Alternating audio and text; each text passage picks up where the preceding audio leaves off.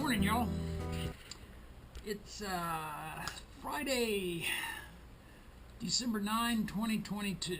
Got 38 degrees on the porch, and give you a little update on what's been going on in our life yesterday. It got kind of exciting for a little bit. I was out here puttering around the shop about 12:30, 1 o'clock. Grandma came out, said, she almost apologized as she was saying it. I think we've got a leak in the refrigerator. And I said, I come about 3 foot off the ground. Holy moly, I think exactly what I said. And went in.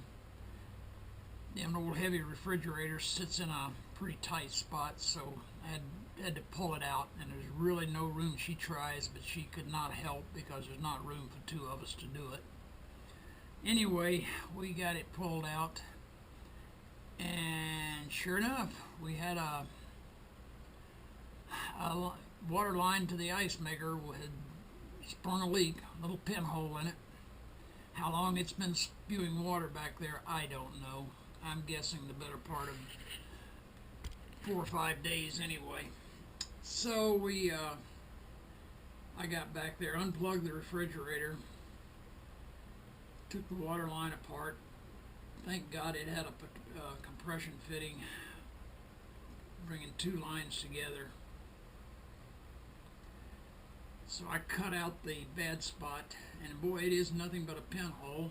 And I knew I didn't have any fittings, so I ran, and I didn't want to reuse the old ones, so I ran to Ace Hardware, bought a couple, and a few other things because I was going to go anyway.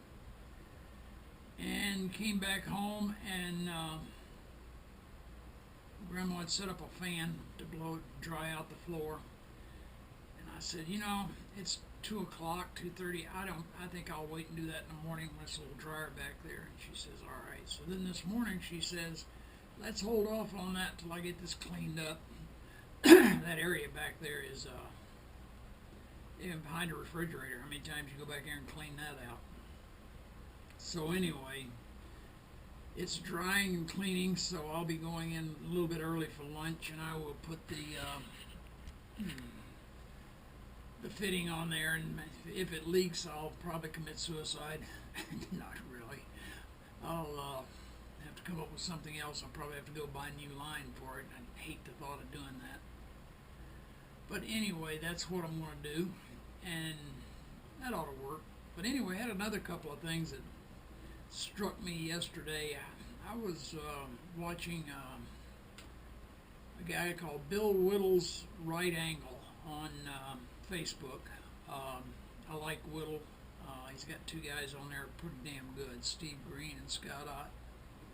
They're about as far to the right as I am, and they make a lot of sense to me. They may not to you, but yesterday's was they were talking about the utter depravity that's going on in this society, worldwide, really.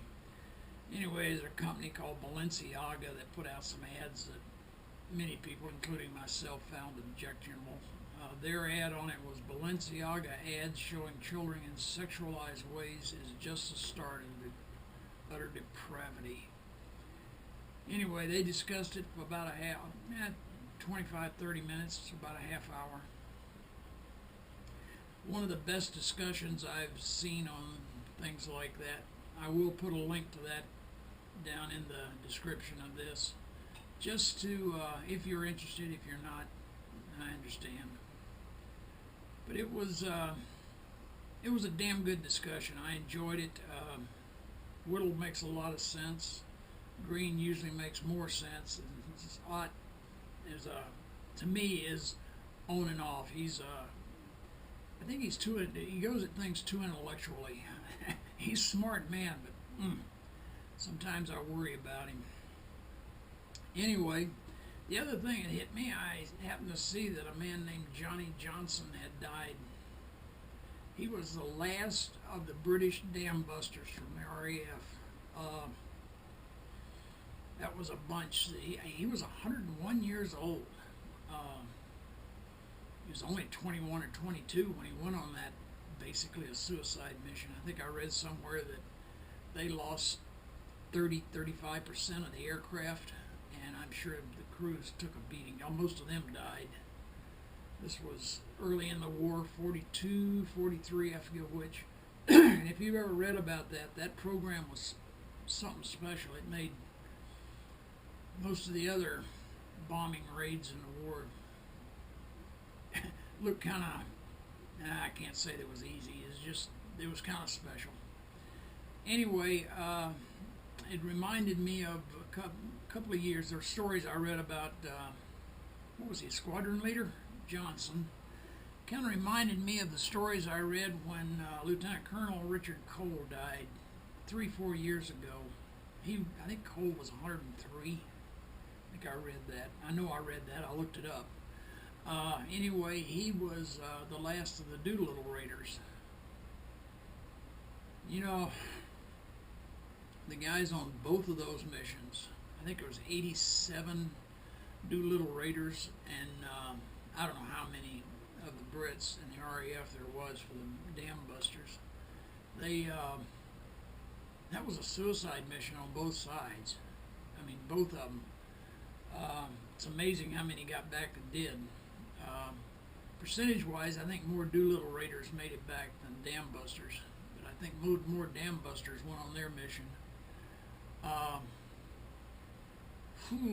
mean, let's face it, the Doolittle raid was to put the fear of the Lord in the Japanese as they could be attacked. I don't think it accomplished as much as the Dam Busters did.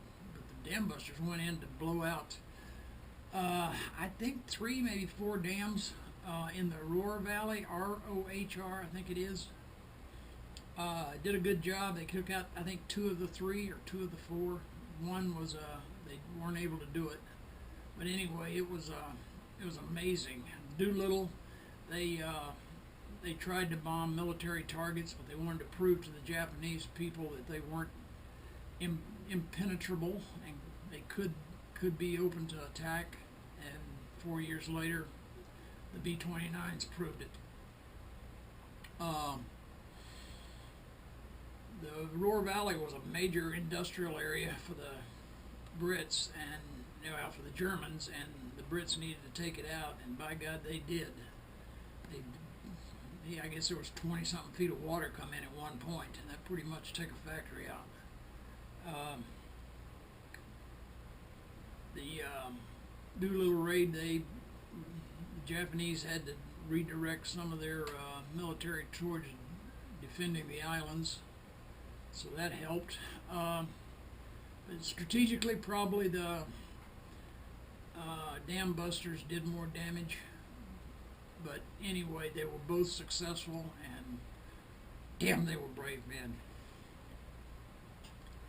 And the other one I just threw up there, I saw this morning that our senior senator in Congress has dropped out of the Democrat Party. Maybe they are too corrupt. I noticed she's going to run as an independent from here on out. I guess the Republican Party's also too corrupt for her. So anyway, that's the latest headlines I've seen that I thought was important, and I think all 3 of those are important. Mr. Whittle's fighting an uphill battle. Johnny Johnson, all I can say is rest in peace and fly high. Senator Sinema, I don't know. She's a little liberal for my taste, but you know what? I do admire the woman. She's got guts. That's more than I can say for a lot of the men in there, a lot of the women too. So, thank you, Senator Sinema, again. So anyway, that's all I've got to say this morning. I guess I'm just going to shut this off now and say if you enjoyed it, thanks. Like, think, and subscribe. Like, share, and subscribe. Yeah, and I'll see you on down the road. I'll try to, I don't know if I'll have anything this earth-shaking to put up tomorrow, but I think all 3 of these stories were important. So thanks for watching, and I'll see you then. Bye now.